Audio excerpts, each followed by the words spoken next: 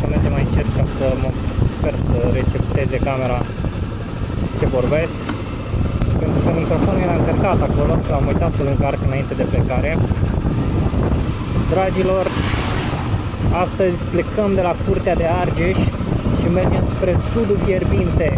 Ne îndreptăm spre orașul Balș, unde am niște neamuri, am sânge fierbinte de ocean și o să mergem să ne vizităm rudele acolo, Balș, Craiova, Orșova și după cum vă dați și voi seama, ne îndreptăm încet spre casă, spre Timișoara. Revin povești și cu ce simt când se încarcă microfonul, că vreau să se audă bine. Până atunci, enjoy the view, enjoy the ride.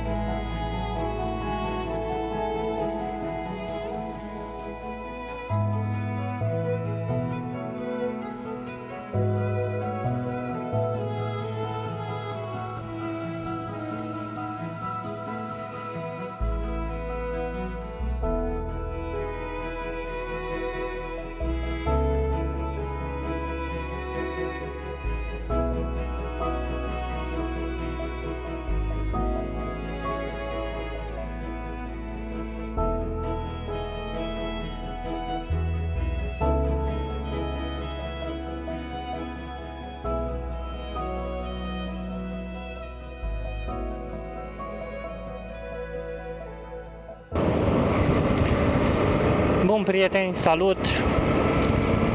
S-a încărcat și microfonul și dacă nu s-a încărcat o să mai spun o dată povestea, dacă nu s-a auzit prima oară. Plecăm din Curtea de Argeș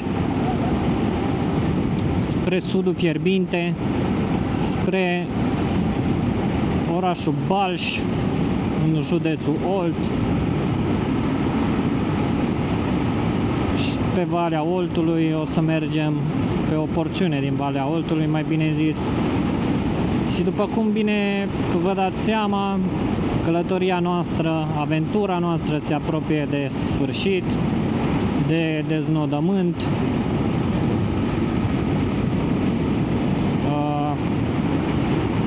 Din punctul meu de vedere, a fost cel mai frumos lucru pe care l-am făcut vreodată, cel mai curajos lucru pe care l-am făcut vreodată, cel mai, nu știu, orice adjectiv aș folosi ar trebui să fie la superlativ despre călătoria asta. Nu știu, am trăit foarte multe chestii, am trăit foarte intens tot ce am văzut, tot ce am făcut. Au fost momente grele, momente fericite, bine, dar o să aprofundăm mai mult când o să ne apropiem pe la ultimul episod, drumul când o să ne apropiem mai mult de casă, dar na, gândurile astea deja se înfirip așa în minte. Wow.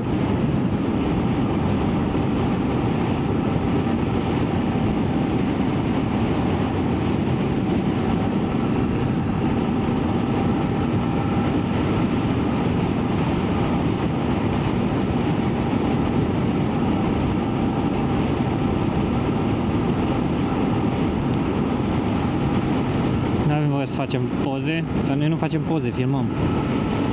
Așa că teoretic, e ok. Cât timp mă îndreptam acum spre Baj, spre sud, mă întrebam, bă, da, oare de ce, de exemplu, în zonele astea mai sărace se fură și mai mult sau e corupția și mai mare în zonele foarte sărace și așa. Și mă gândeam că cumva e un fenomen normal, poate. De exemplu, ok, nu cred că e un fenomen doar național, adică doar în România se întâmplă. Cred că e un fenomen global, adică, de exemplu, și în Africa. Toată lumea știe că în Africa e cea mai mare corupție. În Africa, în nordul Orientului Mijlociu. Da, să depășească asta.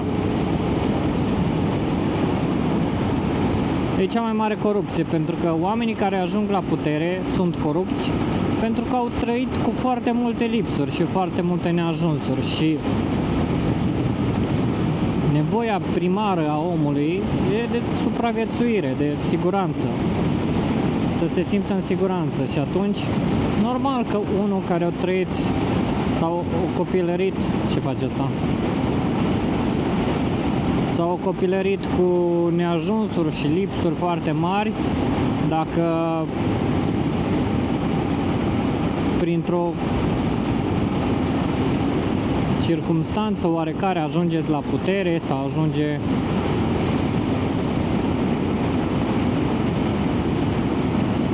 ajunge foarte influent, bineînțeles că o să fie corupt.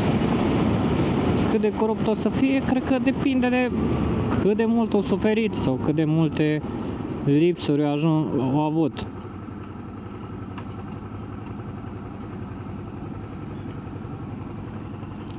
Sunt sigur că dacă toți am fi cinstiți, toată lumea ar putea să trăiască bine pe pământul ăsta. Doar că nu suntem toți așa, nu suntem toți cinstiți. Și marea majoritate puțini sunt cei cinstiți. Marea majoritate sunt aceștia care vor doar ei să aibă pentru ei, egoiști, narcisiști, nu interesează de ce face celălalt, ce îl doare pe celălalt sau ce neajunsuri are.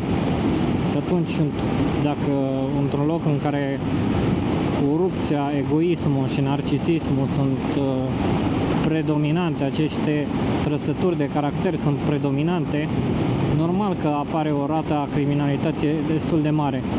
Că omul ce să facă? N-ai bani să trimiți copiii la școală, n-ai bani să le oferi o educație, îi înveți, văd de mici la tine că nu ai, că nu-ți permiți și se formează o rană a neajunsului și când e mare vrea să caută orice modalități ca să vinde acea rană, chiar dacă poate unele din modalitățile alea nu sunt cele mai ortodoxe sau cele mai bune pentru societate.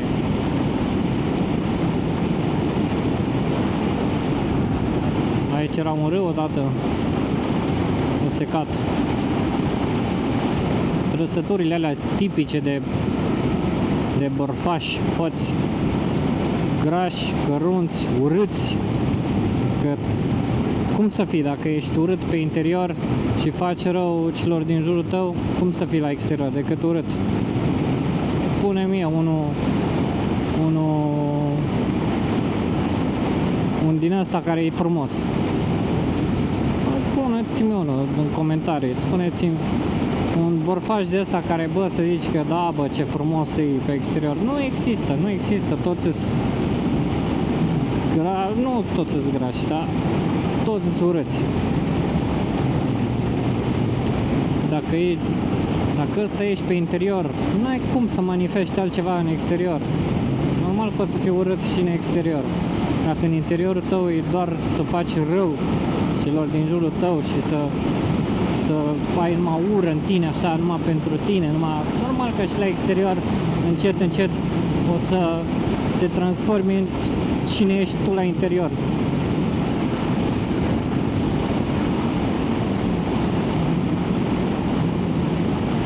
Palate Versace, ce cal frumos.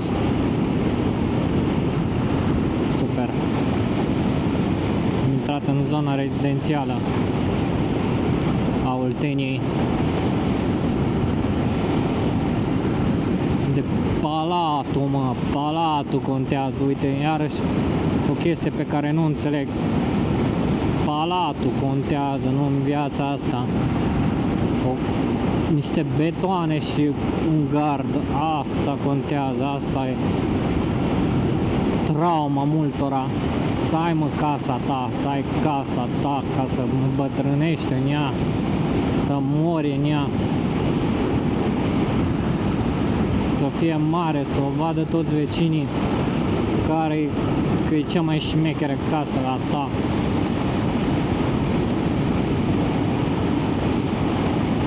Nu știu, eu cu siguranță am multe probleme la mansardă, dar am început să nu mai înțeleg societatea asta, nu știu, mi se pare că adică nu vreau să mă cred mai presus decât societatea în care trăim și lumea în care trăim, dar nu știu, pentru mine personal mi se pare că, nu știu, ești adus pe pământul ăsta cu un scop, în niște momente din viața ta, instinctul îți spune ce decizii să iei.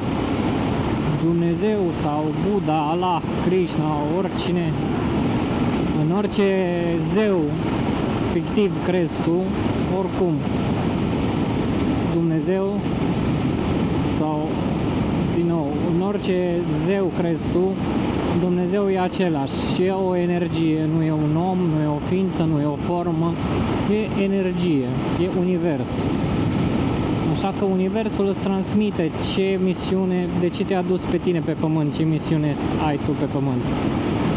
Dar totodată ai și liberul arbitru. E decizia ta dacă alegi să-ți urmezi misiunea, să-ți urmezi instinctele, să-ți faci alegerile pe care le simți cu sufletul, sau e alegerea ta dacă vrei să fugi de ele pentru că ți-e frică să o faci, pentru că, nu știu, din N motive pe care le ai și la care te gândești. E alegerea ta, universul nu te obligă să trăiești misiunea pentru care te-a adus el pe pământ sau pentru care ești în contextul în care ești acum. Deschide ușa, fut-o. Ok, pardon. Deci I should take some flour. Ideea e că acum am aflat în benzinerie, am văzut pe Instagram că e și ziua verișoarei mele acolo unde merg eu acum și mă gândeam că ar fi drăguț să nu mergem cu mâna în buzunar să cumpărăm ceva. Dar în fine, revenind acum acasă, eu nu înțeleg, frate, vii pe pământul ăsta, crezi că e ceva al tău pe pământul ăsta? Nu e nimic al tău, că îți faci casa ta pentru care oricum plătești impozite și taxe și nu știu ce și oricum ești ca într-o chirie. Ești ca într-o chirie, dar avantajul stând în chirie e că ai mobilitate, poți să te muți, poți să, nu știu, să schimbi aerul, să schimbi orașul.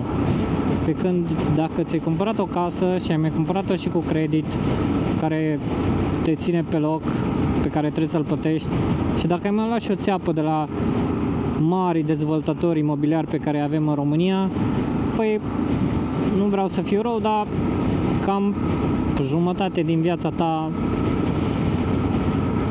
s-a consumat în alegeri greșite, să zicem așa.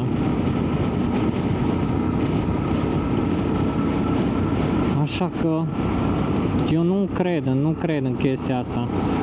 Nu cred în să merg să muncesc undeva doar ca să-mi ridic eu casa mea, mai ales în străinătate.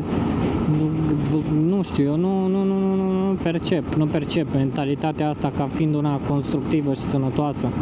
Să mergi să-ți sacrifici viața în străinătate ca să-ți construiești o casă în România în care pur și simplu mai stai 5, 10, 15, 20 de ani și mori. Și ajungi tu în rai și îți arată viața ta, da, prin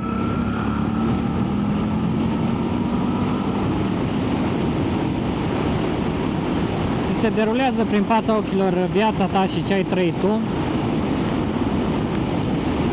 Bine că m-am uitat, mai e 10%. Se derulează acolo când înainte să mori viața ta și ce ai făcut tu și vezi că tot ce ai făcut tu a fost să sacrifici toate plăcerile, toate visele, toate experiențele de care ai putut avea parte ca să-ți faci o casă în județul nu știu care, în România, de care nici n-a pus să te bucuri de cele mai multe ori. Nu știu, nu, mie îmi sună risipirea potențialului spiritual în viața asta, pentru că ea e doar una.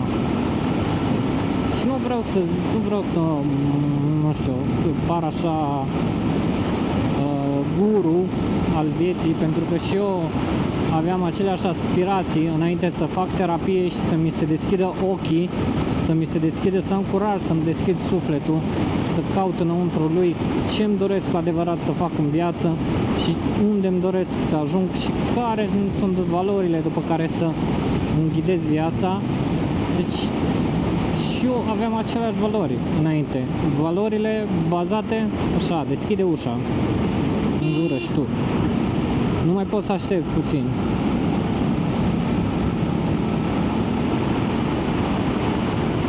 Valorile bazate pe lipsurile din copilărie, valorile bazate pe neajunsuri.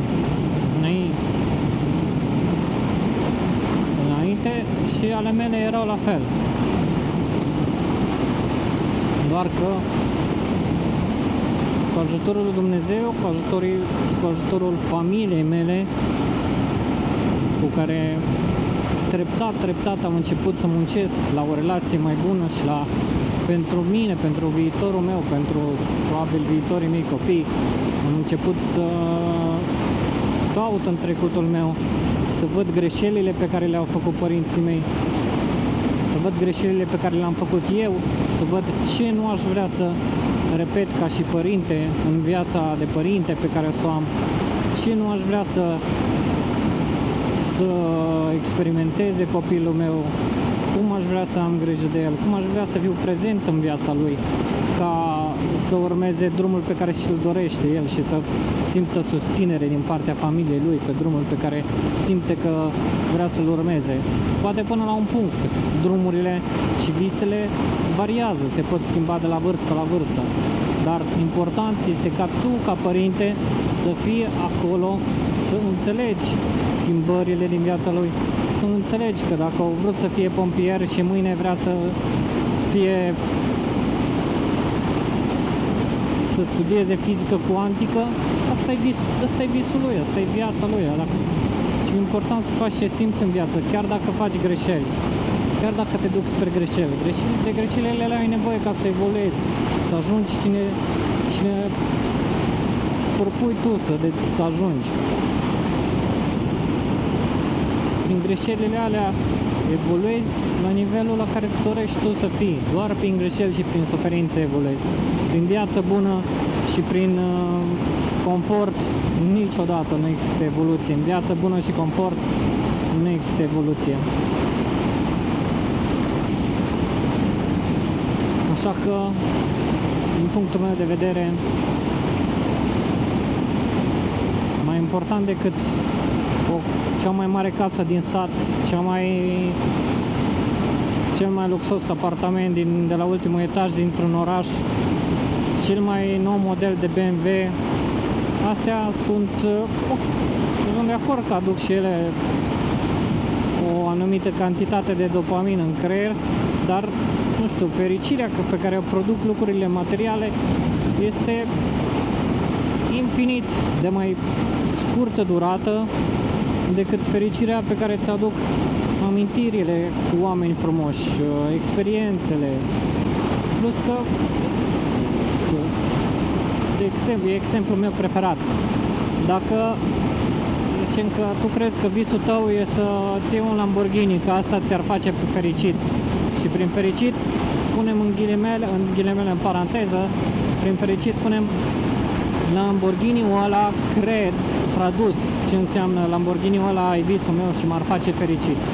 Tradus ar însemna Lamborghini-ul ăla cred că mi-ar umple golul din suflet, nu știu, golul de afecțiune, golul de, nu știu, orice gol ai tu în suflet și crezi că o chestie materială, cum ar fi o mașină, o haină de firmă, un ceas, se poate umple. De ce milionari, trilionari, de ce, de exemplu, își cumpără un Lamborghini și după o lună, 2, 3, un an vor să-și cumpere Ferrari? De ce? Dacă Lamborghini-ul ăla, tu spuneai că Lamborghini-ul ăla e visul tău și vrei și te face fericit, adică nu te mai face fericit? Fericirea ta a fost atât de scurtă durată? Doar un an de zile? Atât e fericirea ta? Ai nevoie de alt lucru pentru care să sacrifici viața ca să te facă fericit încă un an și doar așa alergi de la fericire alergi după o fericire de la alta?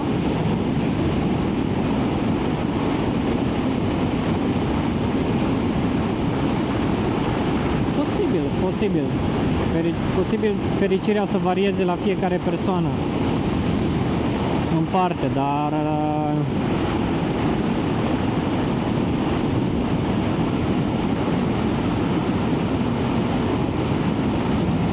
pentru mine personal fericirea e în lucruri simple. Eu am simțit fericirea în această aventură și în această excursie. Am simțit cum se simte să efectiv să trăiești, să fii viu.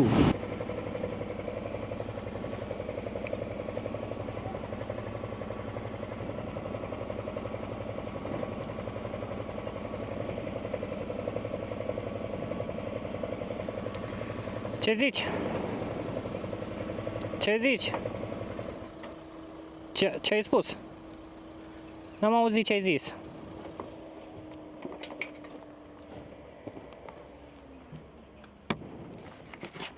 N-am înțeles ce ai zis. Băi, bani nu am, dacă vrei îți iau ceva din magazin. Vrei ceva din magazin? Ce? Înghețată, un soc? Un soc vrei? De care? Cola. Bine. Hai că mă întorc, bine? De care vrei? De care soc? La 2 litri? Ei-s frații tăi? Of. Bine.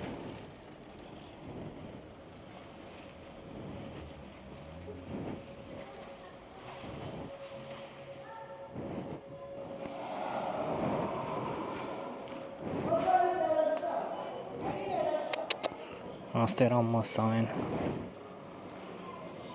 Doamne. Vă dați seama. Dar ce vină au copiii ăștia? Spuneți-mi și mie, ce vină au copiii ăștia? Ca o copilăria asta. Și sunt așa murdari și... Bine, murdari eram și noi când eram mici, dar... Ce vină au copiii ăștia, că... Ce-am luat așa 3 sucuri și 3 înghețate. Pentru copiii ăștia, săracii. Cum ar fi să-mi zic că mi-a zis că vor cola și eu la Pepsi, cum ar fi să-mi zic că hei, dar am zis Pepsi.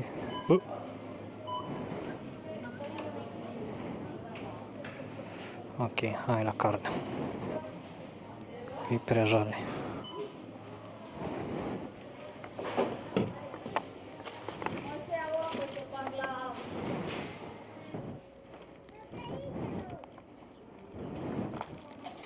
Haide.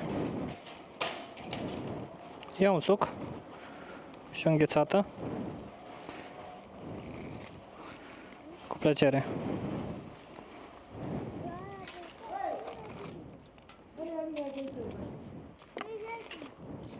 Ca și o băiată. Ce? Ca și o băiată când... Acum atât.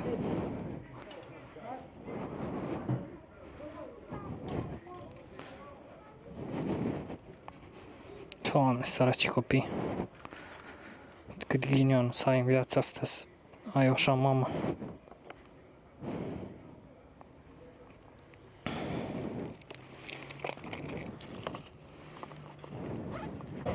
Dove cazzo è no?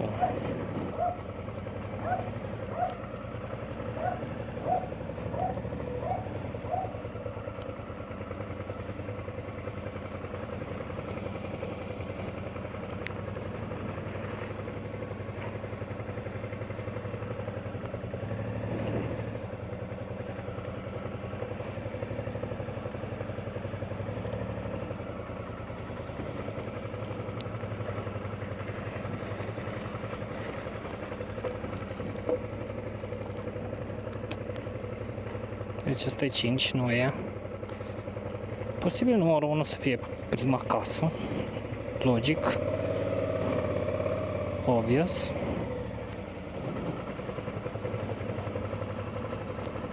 Let's see. El parc. Aici. Parcăm aici. Ups, os. Super. Chiar mă întrebam. Numărul pare aici.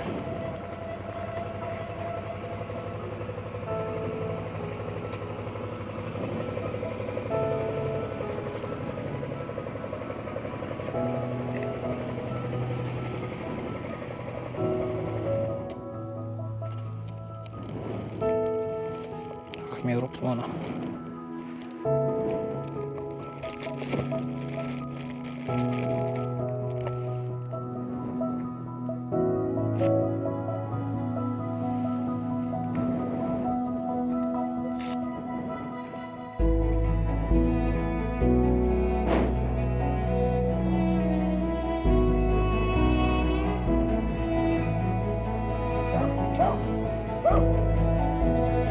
Aici mă amintesc.